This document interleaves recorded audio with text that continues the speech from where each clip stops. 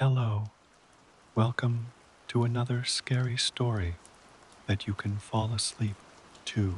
Elias Vance had been seduced by the price, a dangerous lure that often precedes ruin. The rental agreement for the old farmhouse, a decrepit structure clinging to the wooded hills of southern Vermont, was an anomaly, impossibly cheap and almost suspiciously available. He told himself it was the remoteness, a deliberate exile designed to break his writer's block. But the truth was, his savings were exhausted, and solitude was the only thing he could afford. The first thing that struck him upon arrival was not the smell of mildew or the sagging porch, but the silence. It was less the absence of noise and more a presence of quiet, a heavy, suffocating blanket that seemed to absorb sound waves.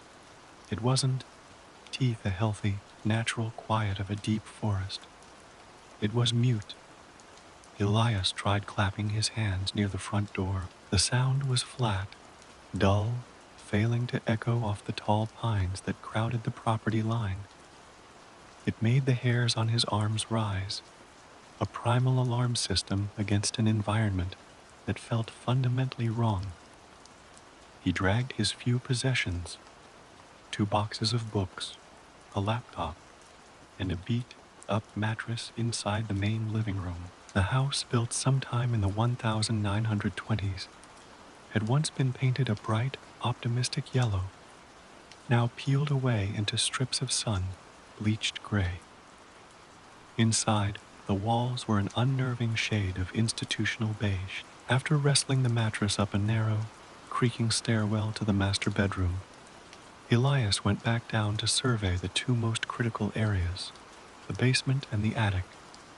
The basement was accessed via a rickety door, hidden behind a kitchen pantry. As he pulled it open, a gust of cold, moist air rushed out, carrying an aggressive chemical smell.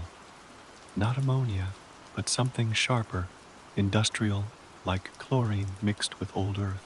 He flicked the light switch, illuminating a single, bare bulb hanging over a concrete floor that had been scrubbed raw.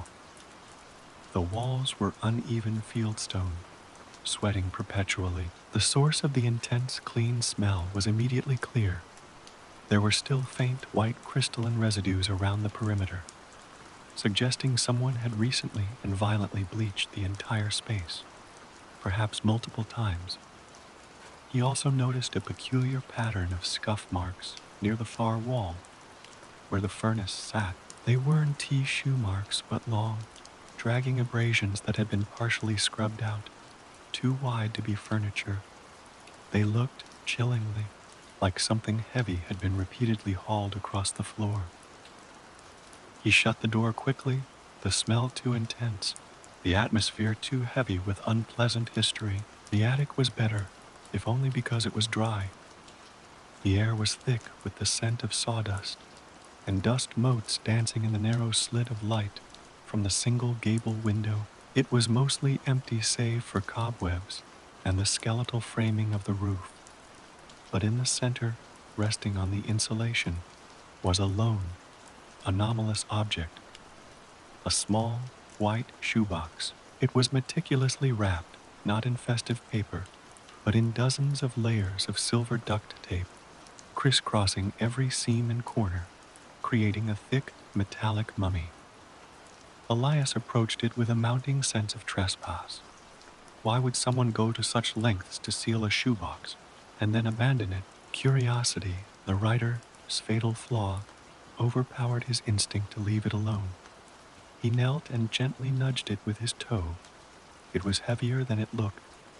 As he reached out to lift it, he heard it, a subtle, damp sound from inside, a soft, sickening thump as the contents shifted. He carried it downstairs to the kitchen table, found a pair of scissors, and began the laborious process of cutting through the tape. The sound of the tape peeling was loud and sharp, and for a split second, the oppressive quiet outside seemed to recoil, as if the house itself was listening. After several minutes of tearing away the silver skin, he reached the cardboard beneath. He lifted the lid. The box wasn't empty. But it wasn't tea what he expected. It was completely filled with potting soil. Dark, black, incredibly rich earth. There was no note, no jewelry, no money, just soil. Disappointed, Elias reached in to scoop some out, looking for a hidden compartment beneath. His fingers closed around something hard and slick. He pulled it out. It was a single, small child's tooth, stained brown with the earth, nestled root, side up in his palm. It was too large to be a baby tooth, clearly belonging to an older child. Elias stared at it, his heart hammering against his ribs. The air in the kitchen, already stale, felt suddenly thin and metallic. He had come here for quiet, and he had found it. But it was a quiet that wasn't peaceful. It was a holding of breath. He looked up at the window. The woods, previously an innocent backdrop of dark green, now looked like a silent, waiting audience. The tooth slipped from his fingers and landed with a negligible, muffled click on the cheap linoleum floor. In the profound, heavy quiet of the house, it sounded like a gunshot. The tooth lay on the counter, sealed inside a clear plastic baggie, looking stark and utterly obscene. It was the color of old bone and dried blood, and it had fractured Elias Vance. His careful veneer of intellectual distance, he had come here to chase ghosts in his head, to write fiction, and instead, he had found something aggressively, tragically real.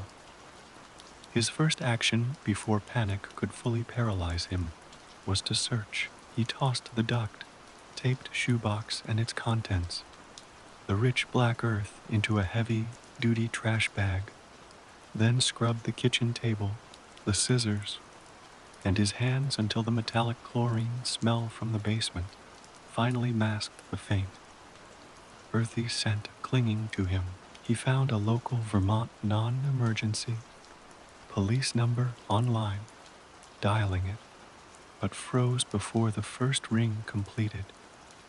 What would I say? Hello.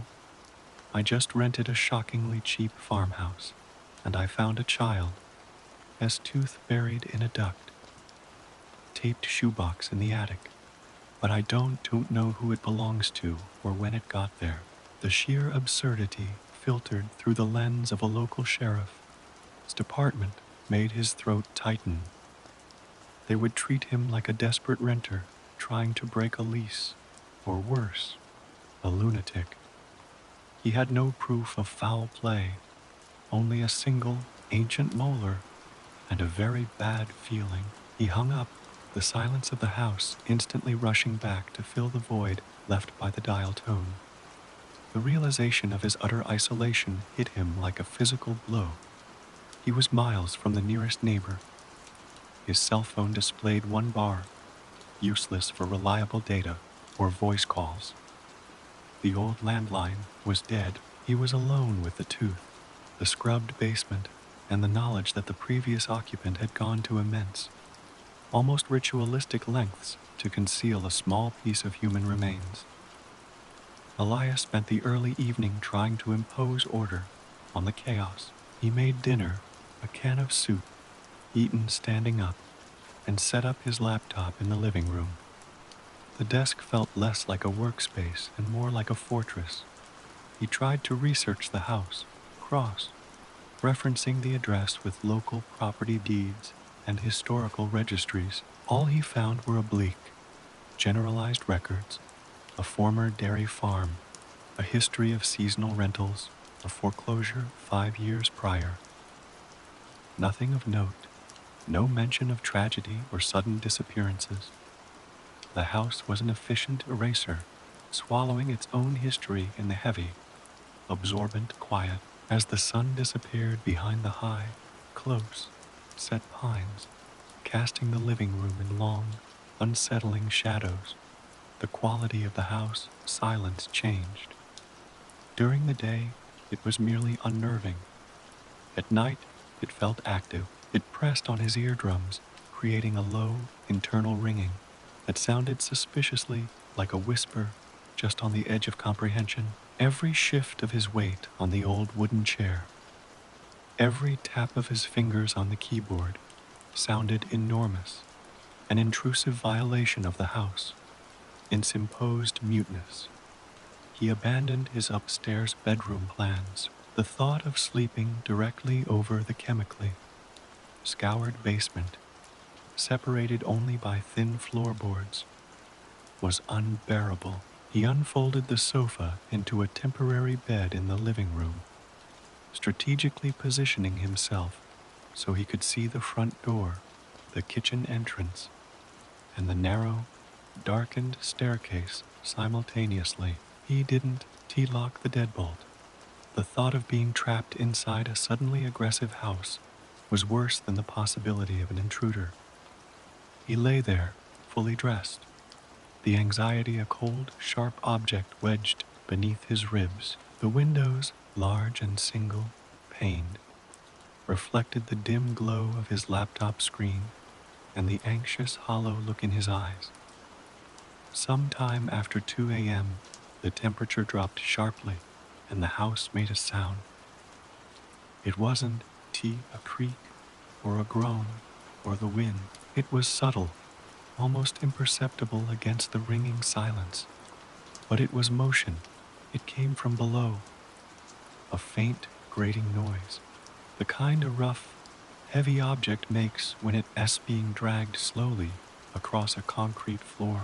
It was punctuated by a momentary sickening hitch, a brief pause where the object caught on an uneven patch before the dragging resumed, slow and deliberate. Elias held his breath, every muscle tightening into ropes. He focused intensely, trying to find a rational explanation. The furnace, the pipes, but the sound was not metallic or mechanical. It was low, friction, heavy, and organic. Then, the aggressive chemical smell that had dominated the basement rushed up through the floorboards. It was stronger now, a sharp, clean odor that smelled less like bleach and more like the raw, burnt tang of quicklime or industrial solvent. It flooded the living room, making his eyes sting. The dragging continued, a slow, methodical sweep. Scuff, hoppo, HHK, drag. Elias slipped off the sofa, grabbing the nearest heavy object, an old, chipped ceramic mug, and crept toward the kitchen. He moved agonizingly slowly, afraid that any sudden movement would interrupt the sound, leaving him alone with only his imagination. He reached the hidden pantry door, his heart slamming a desperate rhythm against his ribs. He yanked the pantry door open and placed his ear directly against the basement door. The sound stopped immediately. The silence that followed wasn't merely the end of noise. It was a sudden, calculated absence, like a predator holding its breath.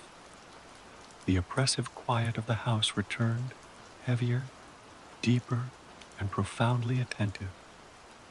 Elias stood there, rigid, listening so hard his head began to ache.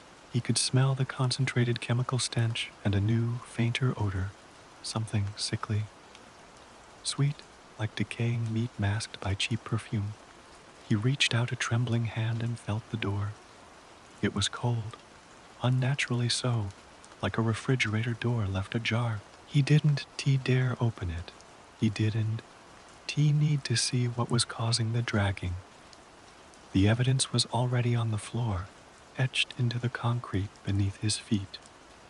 The wide, scouring abrasions, now accompanied by this sound, told a story that was undeniably, criminally human. He backed away, never taking his eyes off the door, until he was across the room. He picked up his laptop, his makeshift defense object, and huddled back into the sofa, pulling a threadbare blanket over his legs. He knew then that he could stay. This wasn't Rider, S-Block, or a cheap rental. This was a crime scene, or about to become one.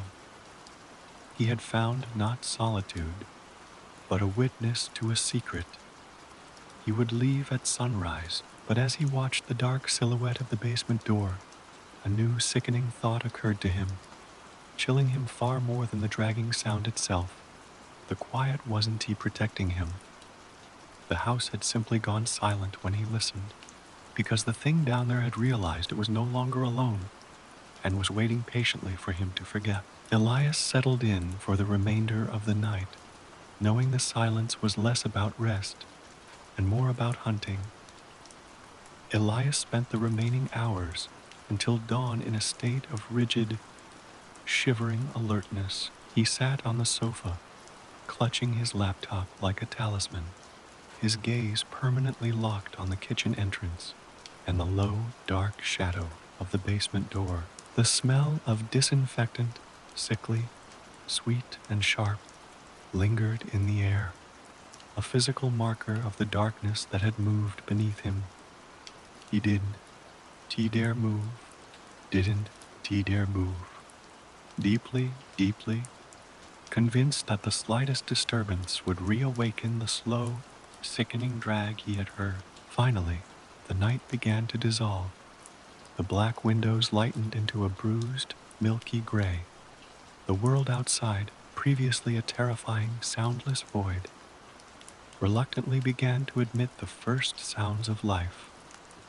The thin, reedy calls of distant birds, the delicate rustle of wind through the pine needles. With the first thin, promising shaft of weak, autumnal sunlight slicing through the kitchen window, Elias allowed himself to exhale. The morning light did not feel friendly, but it felt functional.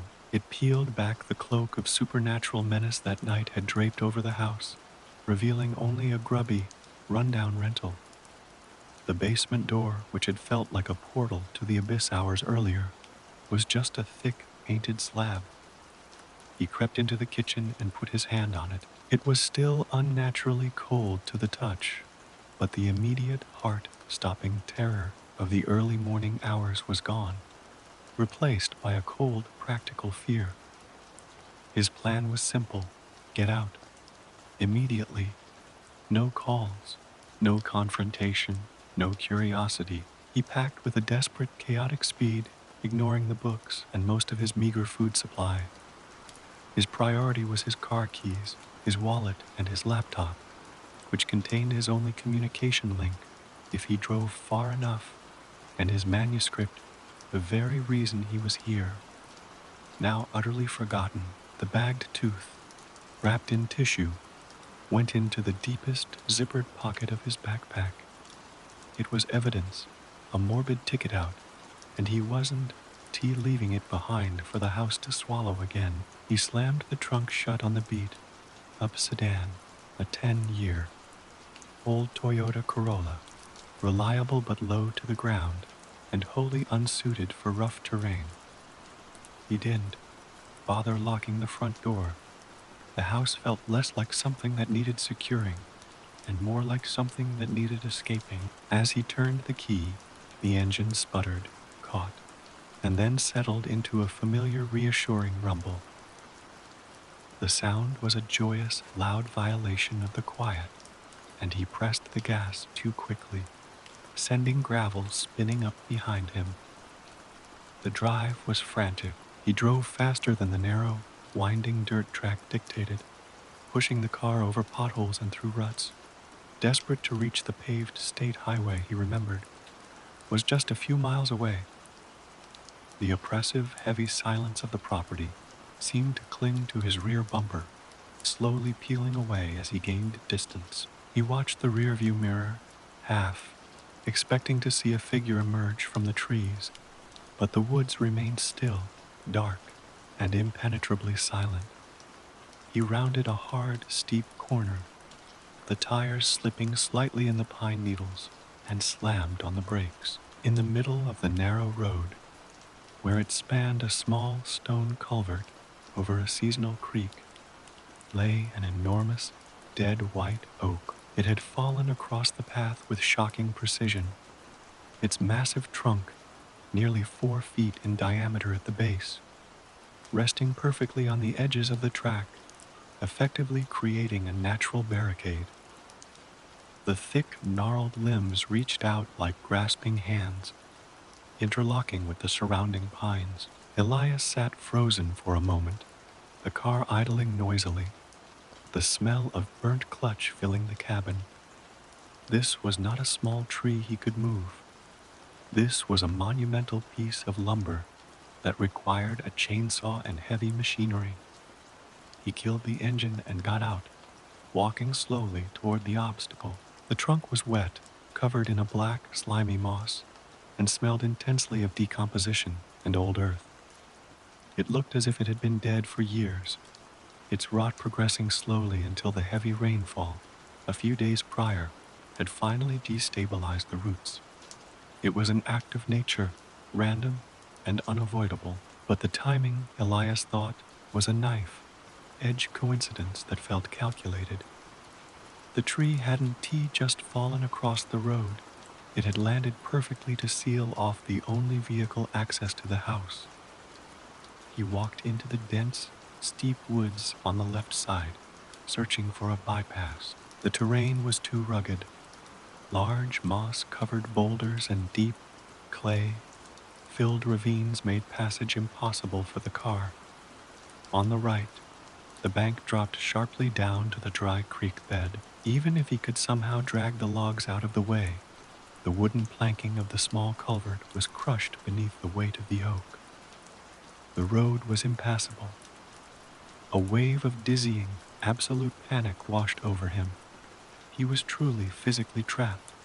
He ran back to the car and pulled out his phone again. The signal had vanished completely. The single flickering bar he had seen near the house was gone, replaced by the relentless "no service" message. It was as if the trees themselves were acting as a massive Faraday cage, sealing him into the valley. He leaned against the hood of the car, breathing hard, trying to push the terror back into the rational part of his brain. He could call 911. He could drive. He could need walk the 10 or 15 miles of unpaved, winding forest road carrying all his gear. He was forced back to the quiet house. The heavy silence that had initially unnerved him now felt like a physical threat. It wasn't just a lack of sound. It was an active force of containment. The house had swallowed its secrets, and the land was now working in concert with the house to ensure that anyone who found those secrets could leave to tell the tale. Elias had to go back, but if he had to spend another night in the presence of that slow, scraping sound, he wouldn't survive it psychologically. If he was trapped, he had to use the daylight hours to find something concrete, something undeniable, a body, a diary, anything that would force the police, the property owners, or the outside world to break through the blockade.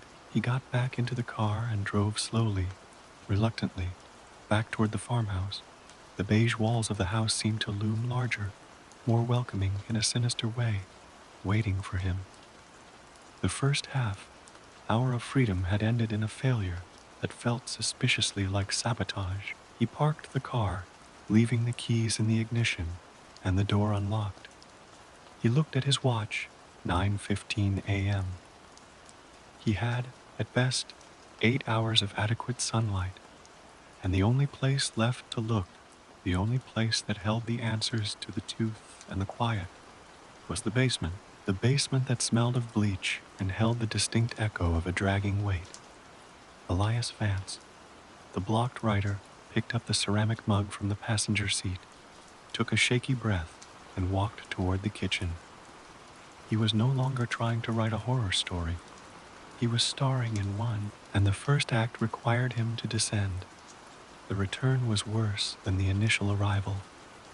This time, Elias wasn't merely unnerved. He was informed, carrying the chilling certainty that the house and its secrets were actively conspiring to keep him captive. As he crossed the threshold, the silence wrapped around him like a shroud, heavy and judgmental. He grabbed the most functional items he could find: a large, heavy, duty rechargeable lantern from a shelf in the coat closet, a rusted furnace poker that lay beside the fireplace, and the small, sealed baggie containing the child. His tooth, his grim compass. He needed to find what belonged with the tooth, or what had caused the dragging sound, and do it quickly before the anxiety of confinement eroded his resolve. The kitchen pantry door stood dark and unassuming.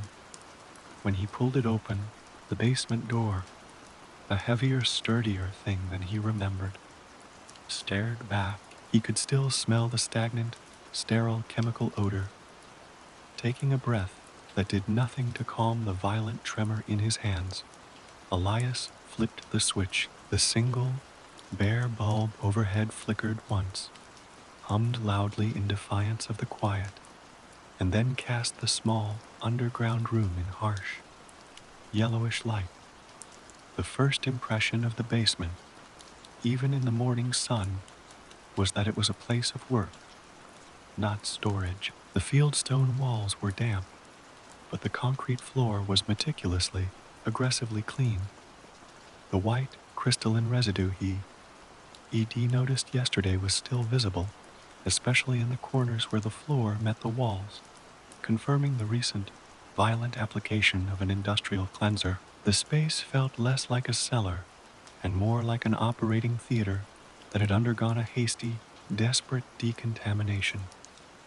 Elias descended the 7 rough, wooden steps. The air was cold and dense, thick with the smell of the chemical cleaner, but underlying it now was the faint, sweet decay, the scent of something that should have been cold but had been allowed to warm and spoil.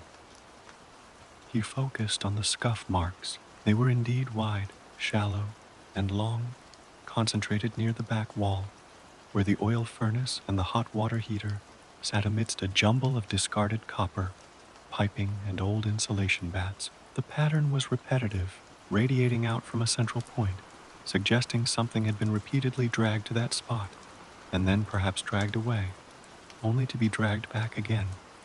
He shone the powerful lantern beam directly onto the patch of floor, beneath the exhaust pipe of the furnace. The rest of the concrete floor was a uniform, dark gray, pitted and worn by decades of moisture, but a section, a perfect square, about 3 feet by 3 feet, was a slightly paler color, almost pinkish, gray and noticeably smoother. It wasn't an original patch. This section of floor had been repoured, and recently the seams where the new concrete met the old were rough and poorly merged, a sloppy cover. Up job, Elias' stomach lurched. The dragging marks led right up to and radiated from this freshly cemented patch. Whatever had been dragged across the floor had been buried or sealed beneath it. Driven by a terrible, cold resolve, he dropped the lantern, snatched up the furnace poker, and crouched down.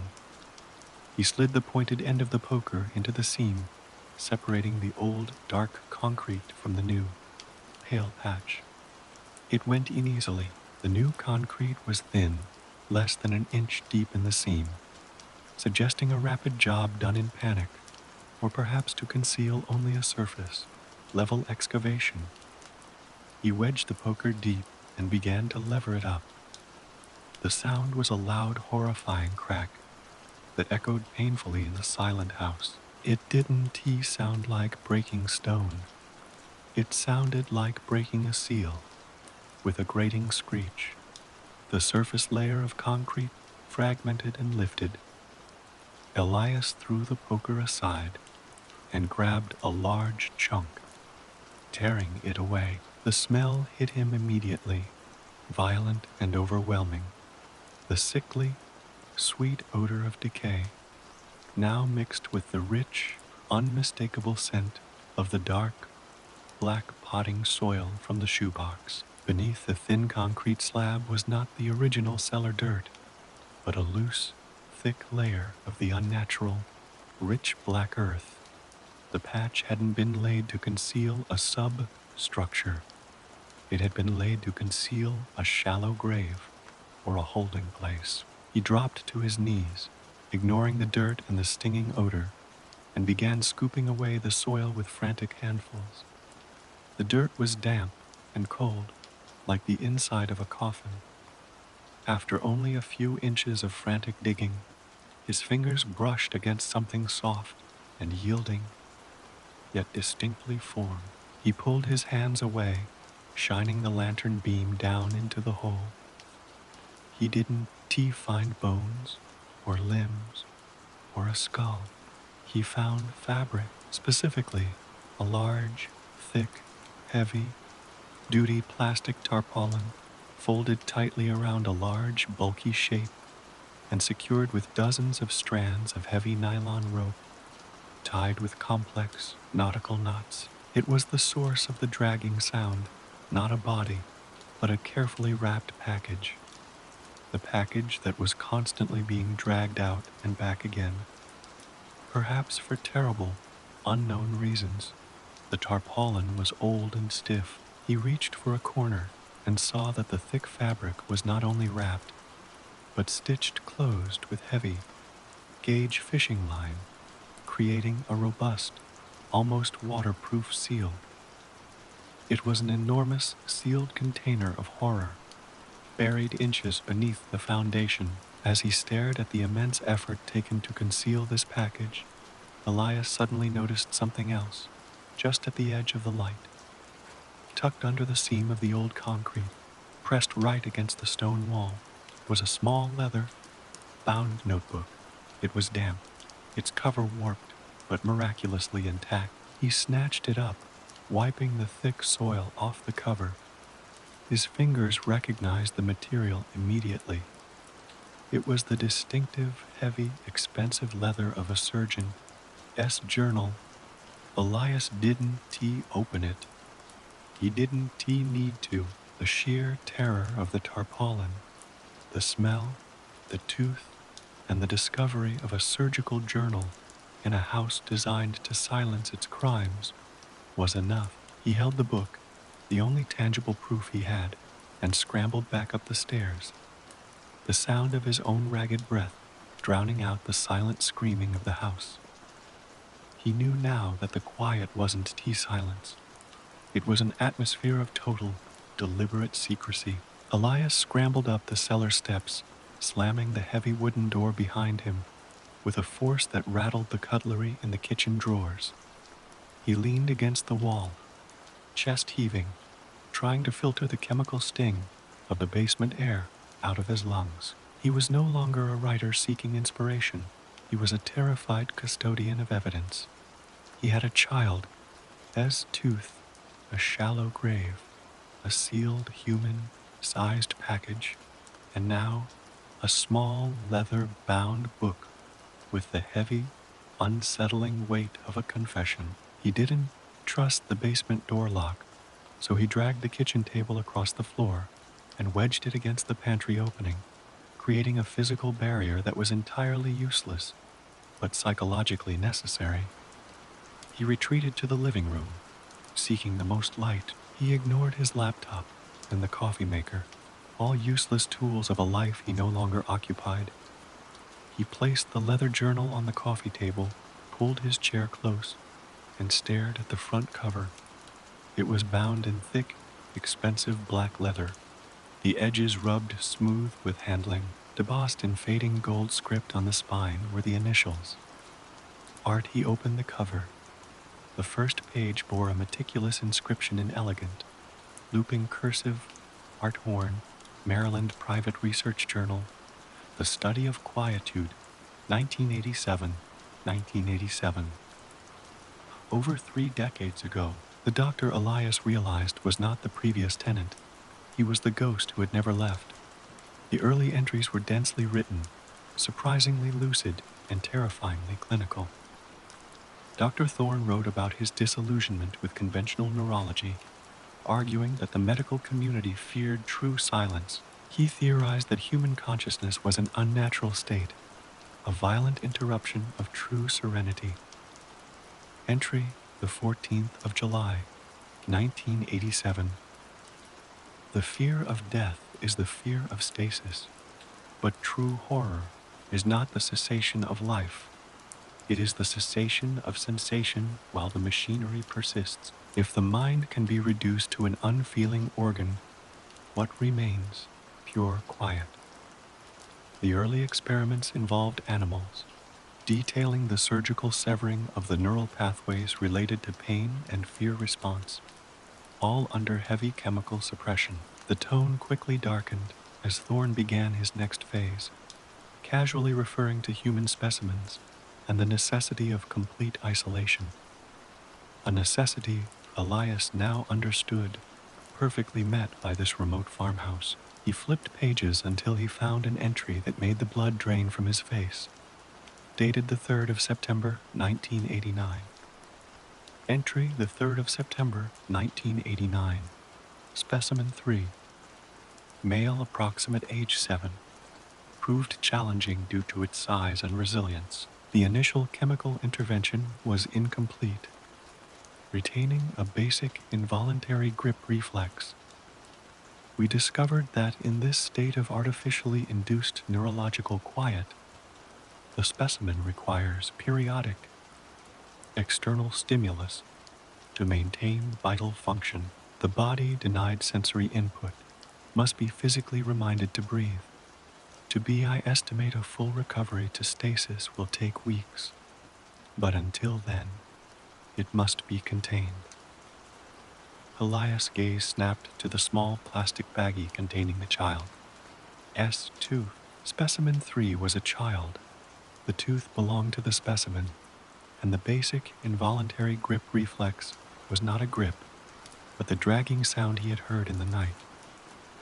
The package wasn't a corpse, it was a patient in a living, surgically induced hell. Thorne wasn't burying bodies. He was maintaining them, checking on them, ensuring they remained in his desired state of quietude. The periodic dragging, the scuff,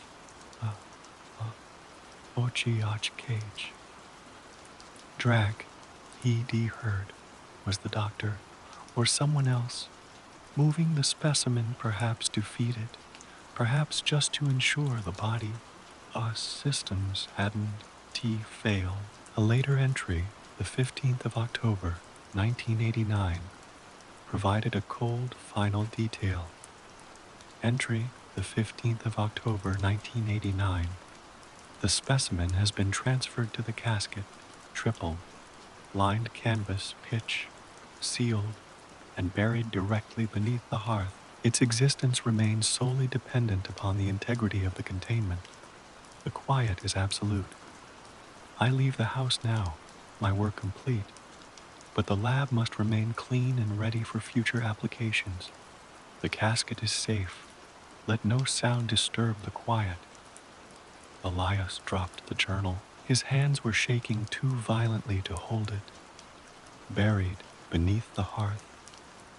The furnace sat adjacent to the patch he uncovered. The casket was the thick, nylon, stitched, tarp, wrapped object that lay a few inches under the concrete he had just cracked.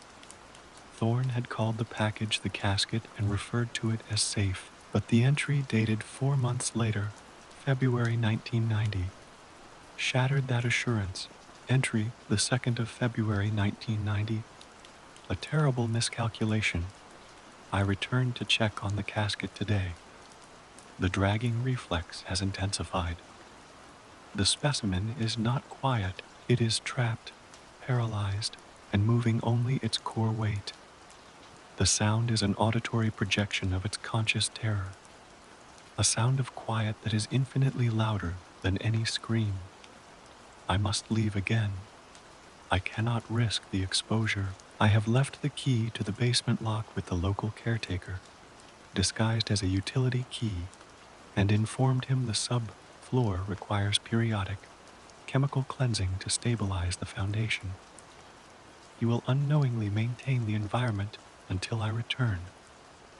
He must never open the casket. The doctor had left, but the experiment was still here, moving slowly beneath the floor, maintained by an unsuspecting caretaker over decades. who applied the bleach and inadvertently kept the specimen alive. Elias looked at his watch. It was just past 10 a.m. He had spent the entire morning running from a trap that was decades old. Thorn was gone, but the quiet was still being enforced by the creature he had left behind. And now, Elias had not only disturbed the quiet, he had cracked the seal on the casket.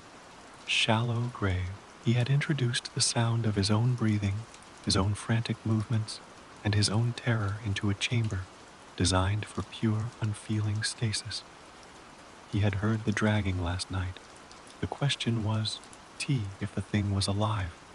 The question was, what happened when the quiet realized it had company? He heard a soft, rhythmic tick, tick, tick coming from the kitchen.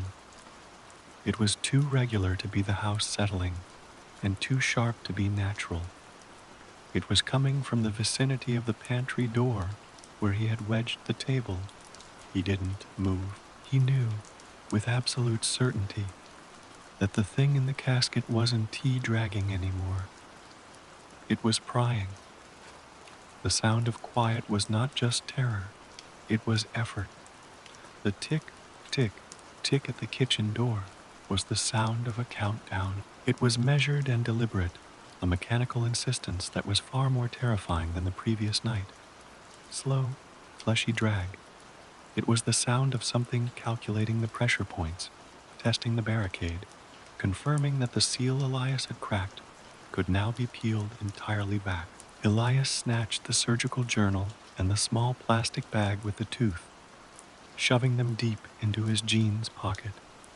Everything else, the laptop, the car, the entire miserable life he had tried to construct here, was irrelevant. He needed to be gone. He scrambled for the front door, yanking it open and plunging into the cold, dense autumn air. He didn't. He looked back at the beige facade. He ran. He ran down the gravel driveway, his sneakers crunching deafeningly, until he hit the main dirt track. He didn't stop at the Corolla, knowing the tree still blocked his path. Instead, he ran past his trapped car and over the fallen white oak, scrambling over the enormous trunk on hands and knees, tearing his clothes on the jagged bark. Once past the barrier, the physical sensation of freedom was intoxicating, but the reality was crushing. He was now on foot, on a lonely, winding road, with an estimated 10 to 15 miles to the nearest paved highway or neighboring house. The road was relentless. It curved sharply every few hundred yards, denying him the psychological comfort of seeing a clear, straight path ahead. The sun, high now, did nothing to penetrate the canopy of pine and oak that leaned in over the track, making the air perpetually damp and cool. Every few minutes, he would slow to a frantic walk, lungs burning, only to be seized by the renewed certainty that the casket was being dragged down the road behind him. Silent now, but faster. He tried to rationalize the situation, but the journal's words played on repeat in his mind. The dragging reflex has intensified. The sound is an auditory projection of its conscious terror. He hadn't just interrupted an experiment.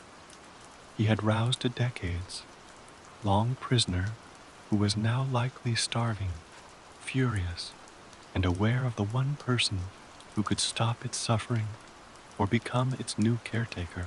He was perhaps a mile and a half past the blocked culvert when he spotted the first real anomaly since the tree fell. Set back 20 yards from the road, barely visible through a thicket of scrub brush, was a small dilapidated outbuilding, not a shed, but a roughly built wooden shack, painted appealing, industrial gray, a faint, almost sickly, sweet chemical odor, stronger and cleaner than the one in the farmhouse, wafted from its direction.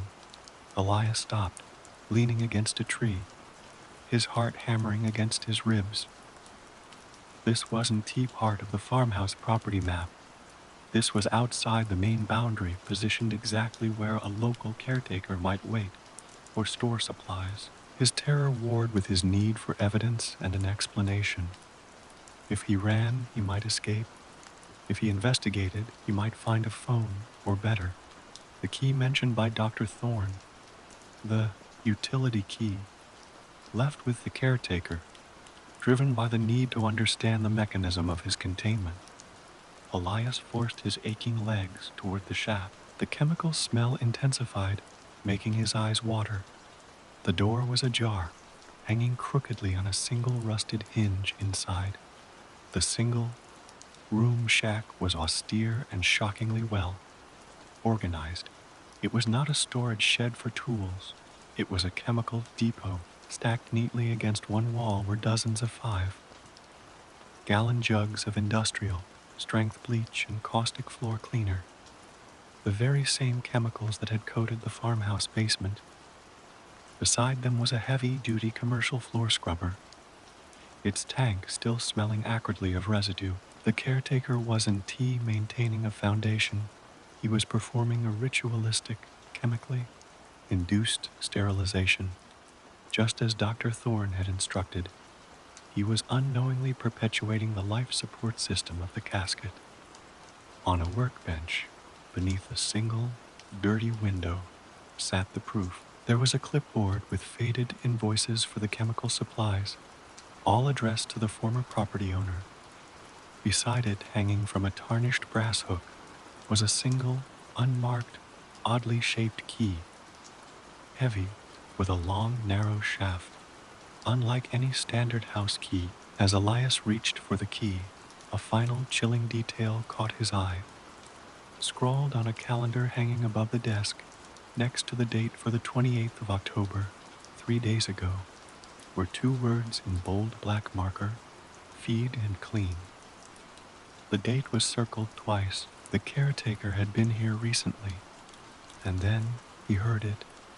Not the tick-tick of prying, but a new, sickening sound, much closer than he expected from the road, a low, mechanical gasping sound, like a rusted hinge opening and closing, followed by the faint, muffled thud of something heavy and soft hitting dry dirt. It wasn't dragging, it was lurching. Elias realized with sickening clarity that the creature had freed itself from the shallow grave and, unencumbered by the rope, was moving in a series of desperate, paralyzed lunges. He had stopped running, and it had caught up. He snatched the heavy key, the journal, and the tooth, and dove out the shack, back window, tearing through the overgrown woods in a new direction. He knew the road was now a death trap. He had to go deeper into the forest, hoping the trees would hide him from the horror he had so carelessly woken. The woods were now his only refuge, but they were the casket's home. The decision to abandon the road was a primal instinct, a rejection of the straight line pursuit he knew the thing from the basement was capable of. He plunged deep into the oppressive shade of the evergreens. The forest floor, a treacherous mix of hidden roots, slick moss, and ankle, deep beds of decaying pine needles, the heavy, sweet, chemical stench from the caretaker shack seemed to cling to him, a bitter perfume announcing his location. Elias ran until his chest felt like a collapsed bellows, and his calves locked up, screaming for him to stop. He finally collapsed, not just from exhaustion, but from the sudden, overwhelming psychological weight of his predicament. He crawled under a massive, low, hanging cedar, its thick boughs sweeping the ground and creating a dark, sheltered pocket. He lay there for perhaps 10 minutes, tasting the metallic tang of fear and exertion. The woods were now his tomb. He was miles from civilization, unarmed save for a rusted poker. He abandoned near the car and pursued by an entity that was technically alive, but functionally a horror movie monster, a sentient, paralyzed payload of pure, decades-old terror. Once his breathing evened out, the overwhelming silence of the forest returned, but it was corrupted. Every snap of a twig, Every whisper of wind in the high branches became the muffled gasping and lurching he dreaded. He had to move, but first he had to think. He slid the journal out of his pocket, along with the heavy, unblinking key. The key was unlike anything he'd ever seen. It was made of iron, blackened and smoothed by time, with an intricate, almost clockwork, like series of square notches cut into its long shaft. It wasn't designed for a simple tumbler lock. It looked like it belonged to a bank vault or a medieval dungeon. It felt heavy and cold in his palm, a key to a literal casket. He opened Dr. Thorne's journal again. The last entry he had read was from 1990, detailing the caretaker's unwitting role. He flipped past the empty pages, past the clinical drawings of neural pathways, until he reached the very back cover, tucked into a secret leather sleeve. A feature Elias hadn't noticed in his panic was a single folded piece of thick, brittle vellum paper. He unfolded it gingerly. It wasn't a standard map. It was a complex schematic drawn in Thorn. Same meticulous, looping hand, rendered in fading black ink. The top of the parchment was titled Quietude Network, Phase 2. The schematic detailed the entire property, showing the farmhouse, the dirt road, and the caretaker. Shack labeled simply as maintenance. Crucially, it showed a second, smaller structure deep in the woods, about a half-mile from his current location, marked with an asterisk and the words, the repository, archive, and sanctuary. Beneath the main drawing, a dense block of text was written in a cramped cipher, using Greek letters mixed with Latin abbreviations. Elias was a writer, not a cryptographer, but one short sentence, set apart from the cipher, was written in plain English, underlined twice. The casket must remain confined until the final preparation of the archive is complete. The repository key slot is calibrated for the same mechanism that governs casket confinement, the only mechanism capable of true quiet. Elias's mind raced. The key he held was meant for two things, the casket lock and the repository lock. The repository was his only sanctuary. Thorne hadn't just conducted an experiment here. He had established a complete, self-sustaining facility, a network of silence designed to last decades. The schematic offered a path. It detailed a faint, old logging trail branching off the main road, running northeast, which bypassed the thicket he was now in and led directly to the repository's location, indicated by a small hand drawn circle within the dense forest. He immediately understood the danger of the location. If the repository was a sanctuary for Thorne, it was likely also a place where he kept the tools and substances needed for his horrific work, potentially more journals, medical supplies, or chemical restraints. It was a high-risk gamble, but running aimlessly was suicide. Elias rose, pocketing the journal and the key. He oriented himself using the sun filtering through the canopy, matching the rough directions on the schematic. He began moving carefully, prioritizing silent footing over speed, forcing his way toward where the abandoned logging trail should be. The next 20 minutes were a blur of pushing through thorny underbrush and thick, grasping vines. He was navigating by intuition and the schematic rough landmarks, a triple, trunked beech tree, a dry creek bed filled with shale. He found the trail exactly where the map indicated, a narrow, nearly swallowed depression in the earth, barely wider than a wheelbarrow track, covered in decades of leaf mold. It was overgrown but passable, and more importantly, offered a surface that masked his footsteps. As he followed the faint path, the terror began to mutate into a cold, fierce anger. He was no longer just running from something.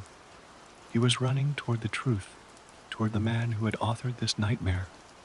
Suddenly, he heard it impossibly close. Not the distant lurch of the creature on the road, but a heavier, wet smack followed by a slow, dragging sound moving through the undergrowth perpendicular to his position. The sound of something large, heavy, and unbalanced moving over rough terrain. The casket wasn't on the road anymore. It was tracking him through the woods, likely using sound or, God help him, smell, and it was cutting him off. Elias froze behind the thick, striated bark of a lightning, scarred oak. He pressed himself flat, willing his racing heartbeat to stop. The movement stopped too. Everything was silent, the air thick with tension. Then he heard a new sound, the most terrifying yet. It was a low, guttural, rhythmic sound of dry flesh rubbing on wet bark, accompanied by a faint, clicking noise, like a jaw trying to articulate a sound it had forgotten how to make. The thing was just moving. It was searching. Elias peered around the trunk, 30 feet away, half hidden by a curtain of hanging moss. He saw it. It was impossibly large, the tarp covering it having been shed somewhere during its struggle from the grave. It wasn't standing. It was an immense pale sack of muscle and flesh, contorted and misshapen by decades of forced paralysis and unnatural confinement. It looked like a body that had been permanently folded into a fetal position and then allowed to set that way. The specimen was covered in a thick, grayish layer of calcified bleach residue and dried soil. Its few exposed patches of skin were disturbingly white and smooth, stretched taut over bulging forms. Its head was unnaturally large, twisted to one side, and partially covered by a few ragged strands of dark hair. The clicking sound was coming from its face. Its mouth was slack, working furiously, its teeth clicking together like castanets, unable to form a word. It was blind to its surroundings, relying only on sound and the slow, deliberate movement of its core. The child's tooth in his pocket suddenly felt like a ticking bomb. The creature's movement was horrific. It would push with a massive, pale foot, arching its back, and then smack down onto the ground, covering perhaps 4 feet in a single, jerky spasm, before collapsing and then repeating the motion. Each smack was a testament to impossible, tortured strength. It was moving in a slow circle, its head twitching slightly, honing in on where Elias was hidden. Elias realized that the thing was, just trapped and tormented. It was also unseen. Its existence utterly outside the realm of natural life. No one knew it was here. Even the caretaker had known what he was cleaning. The creature's lurching circle brought it closer, closer. Elias knew he had mere seconds. With a silent prayer and a burst of adrenaline, Elias spun away from the tree and dove off the logging trail, sprinting in a wide arc around the monster, plunging back into the untouched woods toward the estimated location of the repository. He didn't hear the creature follow immediately. Instead, as he ran, he heard the frantic, rapid fire clicking of the jaw intensify behind him, followed by a sound that made him nearly vomit, a low, terrible wail that sounded less like a scream of pain and more like a ruined, broken machine trying to hum a childhood lullaby. It was the sound of the specimen realizing its prey had escaped. Elias ran until the sound was swallowed by the immense quiet woods. He ran toward the repository, knowing that if it offered sanctuary, it would also offer the truth, and perhaps the means to finally grant the specimen the true quiet it was begging for. Elias ran until the terrible, broken lullaby wail of the creature was a thin, distant echo. He pushed through a final curtain of thick, weeping willows, and then he stopped, lungs burning with the sharp, resinous air of the woods. The repository was exactly as the schematic had described it, yet far more ominous than he had imagined. It wasn't a log cabin or a shed. It was a single, low-profile structure built into the side of a slight earthen rise, heavily disguised by carefully planted native flora and camouflage, netting now sagging and rotten with age. It looked less like a bunker and more like a tomb entrance. The structure was built entirely of reinforced concrete, clad in splintering weather, beaten cedar planks that served only as a pretense. The only visible access was a single, immensely heavy steel door, set flush into the wooden frame, secured by a complex multi-bolt locking mechanism. There were no windows. This was a place designed for absolute confinement and secrecy. Elias stumbled toward the door, his hand instinctively fumbling in his pocket for the iron key. The heavy silence here was different from the house. Quiet. It was the deliberate, deep silence of a vault. He located the keyhole, a massive, archaic slot that matched the key's unique, notched profile. His hands, still shaking, slotted the key in. It turned with a resounding thunk that sounded like a coffin lid snapping shut. The bolts retracted with a grinding screech of old, stressed metal. He pulled the heavy door inward.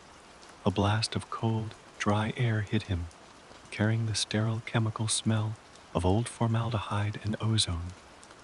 The scent of a preserved laboratory. He stepped inside and sealed the door behind him, throwing the deadbolt with a desperate finality. He was safe for the moment, encased in concrete. The repository was a small, octagonal room, a meticulously preserved time capsule of horror. Fluorescent lights, powered by a rusted humming generator tucked away in a screened, off corner, cast a harsh, sickly white glow over the interior. The walls were lined not with shelving, but with metal medical cabinets and heavy, duty archival filing drawers. The center of the room held a single metal desk, sterile and institutional. On the desk, arranged neatly, were three items: an old-fashioned reel, reel tape recorder, a stack of audio tapes labeled sequentially, and a pristine, spiral, bound composition notebook titled simply The Final Record. Elias ignored the medical cabinets and focused on the desk. He flipped open the notebook. The handwriting was Dr. Thorne's, neat, clinical, yet frantic, and the date was just a few days before the final 1990 entry in the leather journal. The entry was not a clinical observation. It was a desperate operational log, detailing the imminent failure of his experiment. Entry, the 28th of January, 1990. The final record. The Quietude Project is compromised. I believed the surgical intervention was complete, achieving absolute stasis, the cessation of sensory input. I was wrong. The specimen, subject 3, the child is exhibiting residual, deep brain activity, not pain, not fear, but pure longing. It is entirely conscious, but unable to perceive or move. Its only input is the periodic pressure change when the caretaker opens the door. It perceives the house as a constantly shifting, oppressive pressure. This is its entire universe. Elias felt bile rise in his throat. The horror was worse than he thought. The casket wasn't just paralyzed, it was aware. He flipped forward to the last written page. Entry, the 3rd of February, 1990. I must abandon the archive. The caretaker ritual is a stop. Gap. My funding is gone, my colleagues suspect. I leave this final record and the tapes only for my own conscience. The mechanism of the casket S lock is linked to a counter, agent delivery system that resides in this repository. The key not only unlocks the casket, but, if turned a final time in the repository S primary wall socket, a hidden access point, it triggers a controlled, neurological release, granting the specimen true quiet. This is the only way to end the experiment. I cannot do it myself. I am a researcher, not an executioner. Let the truth remain here until the world is ready to see the cost of true silence. A tremor ran through Elias, his entire body. He had the key, and he had found the terminal.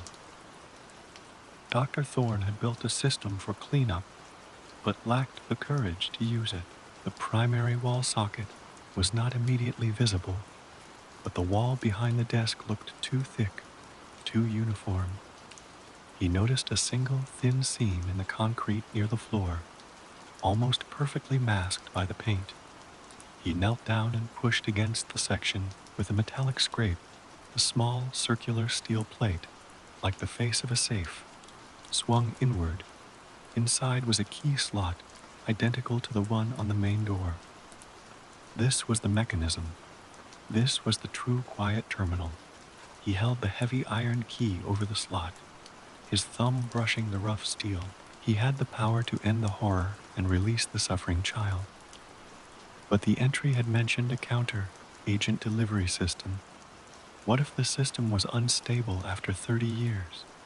What if it triggered a far more agonizing death? He pulled his hand back. He needed to hear the tapes. They were labeled sequentially, perhaps documenting the creature's gradual decline into its current state. He quickly threaded the reel of the top tape, labeled Final Week, Auditory Isolation. He pressed the play button. The reel turned, hissing faintly, and then a sound filled the bunker.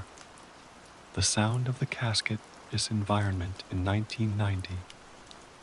It was mostly silence, punctuated only by Thorne, scientific breathing. Then, through the static, a sound emerged, faint at first, then steady, the dragging, scuff. H, drag, Thorne. His recorded voice cut in, low and agitated. The core movement is entirely rhythmic now. It is not resisting, it is communicating. It has discovered that movement creates a slight shift in pressure, a form of signal. It moves, and then it listens for a response. It is a beacon of trapped consciousness. Elias pressed stop. He realized what the creature wanted now. The house was not designed to keep people out. It was designed to keep the specimen quiet. His arrival had been the first response it had received in decades. The creature was not hunting him for food. It was hunting him for contact, for the person who had finally answered its distress signal. And then, just as he was standing, the floor of the repository shuddered violently. It wasn't an earthquake. It was a single heavy smack delivered against the outside of the concrete wall. The sound was deafening, the sheer force rattling the medical cabinets. The wail was gone, replaced by a low, persistent grinding sound coming from the steel door. The sound of calcified flesh and stone, like bones scraping against the steel. The specimen had found the repository. It was here, and it knew Elias was inside, hiding behind a final lock. The casket wasn't trying to pry the door. It was trying to listen to the man who had disturbed its quiet. Elias was trapped in a concrete box with the solution in his hand, and the victim eye monster was waiting just outside the door. Elias has the key to the release mechanism, and the creature is outside the bunker. What should he do next? Activate the terminal. Insert the key into the true quiet terminal immediately, hoping the counter agent is quick and effective, and that the resulting system action does decompromise the bunker. Security. Use the tapes. Play the rest of the tapes. hoping to find a failsafe, a warning, or more details about the creature's current state that could help him escape or reason with it.